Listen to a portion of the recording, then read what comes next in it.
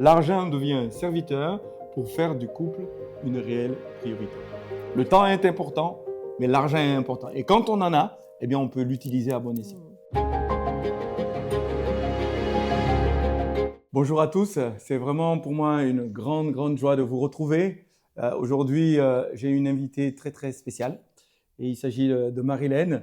Nous continuons notre aventure de ce qu'on a appelé du duel audio. Et aujourd'hui, on voudrait aborder un sujet vraiment spécial, c'est ce que vos disputes d'argent disent de vous. Nous réalisons que vraiment c'est un sujet sensible, un sujet qui revient souvent dans l'accompagnement que nous proposons aux couples. Et il s'agit de l'argent. Mais on va l'aborder de manière spéciale aujourd'hui. On ne va pas parler de budget, on ne va pas parler de tableur, d'Excel, mais on voudrait parler de ce que, quand un couple est en difficulté par rapport à ces sujets, ça dit quelque chose, non seulement du couple en général, mais de la personne, de chacun des conjoints, qui, en abordant ce sujet, eh bien, peut rencontrer un certain nombre de difficultés. Donc, Marilène, est-ce que tu es d'accord avec cette idée que les conflits d'argent ne parlent pas en vérité d'argent, mais d'autre chose?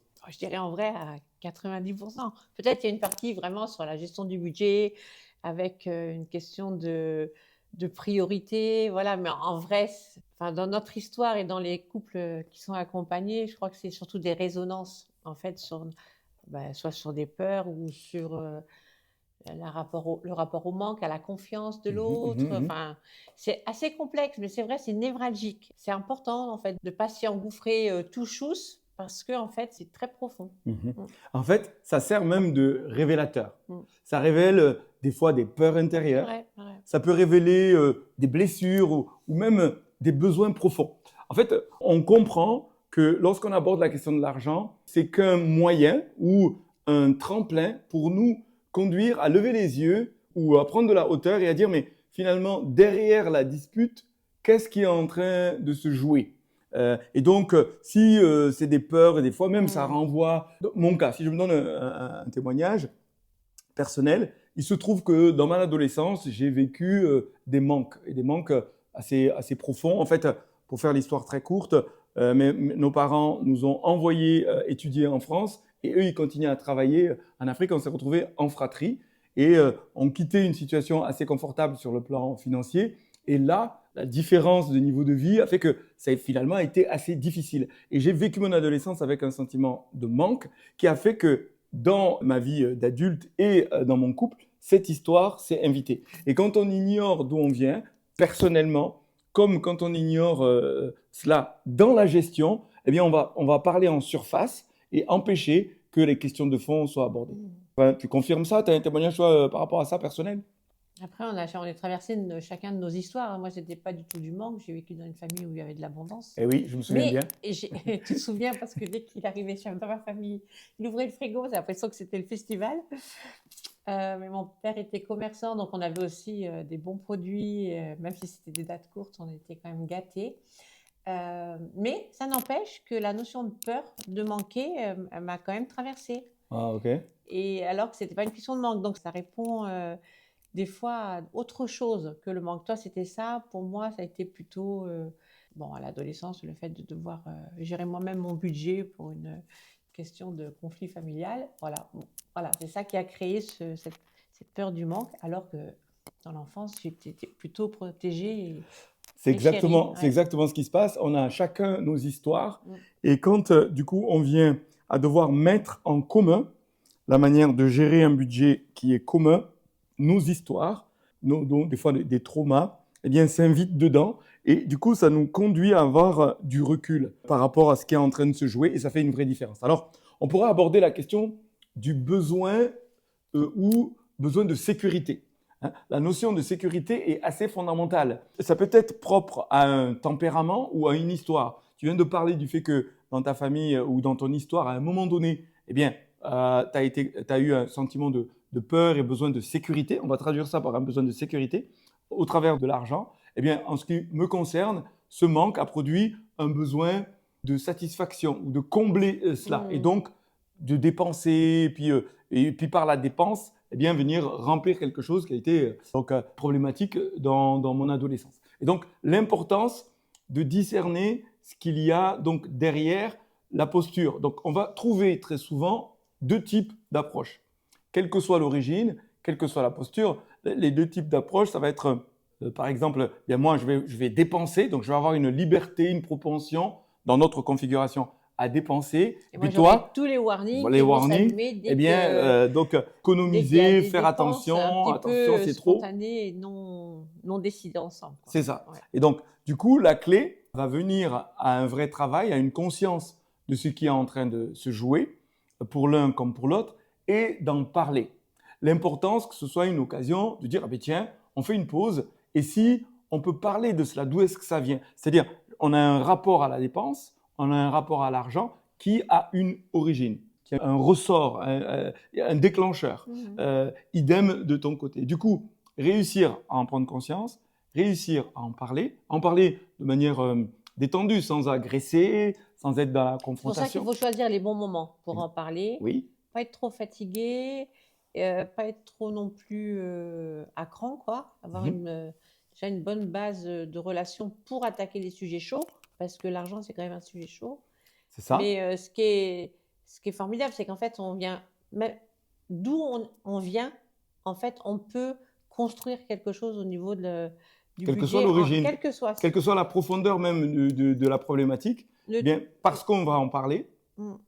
et puis parce qu'on va prier dessus, et parce que s'il faut même, on va consulter, parce que des fois, le trauma est tellement profond qu'on va faire un travail sur soi en rapport à ce sujet. Et faire un pas de côté, puis de dire, bon, ben, qu'est-ce qui se joue d'une part, et on en parle et on fait le point régulièrement. Et après, ce qui nous a beaucoup aidé, c'est qu'on s'est mis à faire, ben, pour le coup, un budget. Oui, c'est ça. Et de dire, ben, tiens, il y a un budget, il y a des recettes, il y a des dépenses, et toutes les lignes qui renvoient à la possibilité de dépenser de manière, on va dire, dysfonctionnelle, à ce moment-là, on en parle. Oui, alors il y a toujours la notion de l'idéal du budget et puis le réel, en fait, parce que quand on discutait, alors c'était très beau, hein, c'était très, on faisait nos petites portions, nos lignes, et en vrai, on se rend compte que des fois, on ne le tient pas. Donc, il y a un principe de réajustage, et puis on progresse, en fait, c'est ça aussi. C'est ça. On C'est ça. progresse dans le fait de faire le budget ensemble, de Mhm. définir nos priorités, d'anticiper nos besoins aussi, de planifier. Enfin, des fois, c'est tout un sport, hein, C'est un sport. Ah oui, oui, oui. C'est un sport. Alors, il y a la gestion de rigueur, il y a la gestion importante pour dire, OK, on ne dépasse pas ceci, mais on voudrait vous proposer aussi la gestion de vision. C'est-à-dire que parce qu'on a un projet, C'est vrai. parce qu'on a, alors ça peut être une maison, une voiture, ça peut être, par exemple, là, en l'occurrence, le mariage de notre fille, eh bien, on va décider en début d'année, on va mettre tant de côté parce qu'on veut atteindre tel montant, et puis on va épargner. Et cette épargne va conditionner le reste du budget. C'est juste cohérent. Et ça, c'est vraiment très important qu'il y ait une vision. Alors, on dit la communication, en parler, faire un travail sur soi, établir un budget. Oui, aussi avec des valeurs, parce que nous, du coup, il y a des valeurs de solidarité, de foi, qui fait qu'il y a des lignes dans notre budget qui parlent, en fait, de nos priorités. De notre foi aussi. De notre foi et de nos priorités. Par exemple, priorités. si on dit pour nous, donner aux autres, c'est important, il y a une ligne que nous, on appelle offrande ou cadeau. Eh bien, cette ligne-là, eh bien, elle est définie. En fait, on discipline notre budget pour que l'argent soit un serviteur, et un serviteur pour nos priorités, les priorités que nous définissons ensemble. Et on donne aussi ce qu'on appelle la dîme, c'est une offrande à Dieu. On donne dans notre église à laquelle nous appartenons, on donne aux autres, on donne aux pauvres. Puis aussi, on a un budget pour le couple. Et pour moi... Et depuis peu, j'ai un budget pour oui, pour alors, chouchouter. C'est ça. Donc, après 50 ans, c'est très important, même avant en vrai. Mais imaginez maintenant que vous traduisez la priorité que votre couple est dans votre budget. C'est-à-dire, on a des priorités comme ceci, eh bien, le couple est une priorité. Et donc, si on dit, on investit tant de notre budget global, et c'est conséquent pour soi, pour prendre soin de soi, mais aussi pour nos fameux 17-17. Et les 17-17, c'est un budget conséquent, mais qui doit se gérer globalement, tout en épargnant, tout en donnant et tout en prenant soin de nous. Mais on se met d'accord. Et le dernier point que nous voudrions vous suggérer, c'est l'importance que le budget soient vus régulièrement ensemble, en amont, avant puis à chaque fin de mois ou par trimestre ou à l'année, on fait le point et on redéfinit des priorités. Et du coup, ça fait que nous décidons ensemble. Il y a bien une marge de manœuvre pour que chacun puisse avoir une part de budget où il est libre de l'utiliser, mais les grandes décisions eh bien, sont faites ensemble et le couple est priorisé. Et du coup, quand un couple se priorise par l'argent, par le temps, ça permet d'avoir les ressources nécessaires pour cultiver son jardin. Et donc, l'argent devient un serviteur pour faire du couple une réelle priorité. Le temps est important, mais l'argent est important. Et quand on en a, eh bien, on peut l'utiliser à bon escient. Et ça ne dépend pas en fait de qui gère le budget, parce que souvent dans le couple, en fait, ce qu'on voit émerger, c'est que soit c'est l'un, soit c'est l'autre, on se répartit soit les charges administratives, Les tâches ménagères. Enfin, ménagères, là, c'est plutôt Non, administratif. non, quand on dit ménage, c'est le ménage. Oui, non, c'est pas le ménage. Oui, mais ça reste une tâche du ménage. Donc, il y a les tâches, effectivement, de la famille, mais c'est une tâche qui est administrative de gestion de budget, mais qui est aussi importante que de cuisiner ou de… Voilà. Donc, il faut valoriser ceux qui tiennent. Et oui. Je veux bien qu'on célèbre l'importance de ça. Et alors, dans notre configuration, c'est moi qui dois retenir le plus. Et donc, c'est plus facile de me contraindre que dans l'autre sens. Non, j'avoue. Et moi, je suis très reconnaissante que ce soit toi qui gères et que tu sois dans la vérité, l'authenticité, à me soumettre en fait le budget. Pour moi, c'est assez confort. Ouais. Alors, du coup, j'avoue, c'est un privilège. Je suis pas sûre que toutes les femmes qui nous regardent ont ce privilège-là, mais en tout cas, c'est notre swing à nous, quoi. Alors, je vais juste faire un clin d'œil. Tu as ce privilège, toi, pour les finances, mais moi, j'ai le privilège pour la cuisine, parce que tu cuisines très, très, très bien. Même si moi, bon, c'est moi qui ai cuisiné hier, mais ça n'empêche que c'est toi qui le fais régulièrement. T'es obligé de glisser. Non, tu le fais régulièrement et je suis aussi très heureux de cela. Alors, nous voulons juste finir en vous encourageant à procéder de la même manière. C'est-à-dire, les disputes d'argent en surface disent autre chose et c'est important d'en prendre conscience. C'est vrai. C'est important de le traiter et d'en parler ensemble et de se donner du temps. Des fois, ça prend quelques années avant de retrouver une sorte de santé ou d'être restauré dans sa relation à l'argent.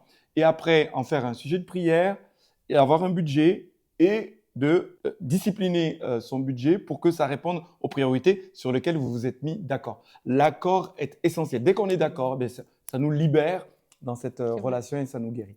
Donc, bon cheminement dans cette découverte de ce que disent vos disputes d'argent et on vous dit à bientôt.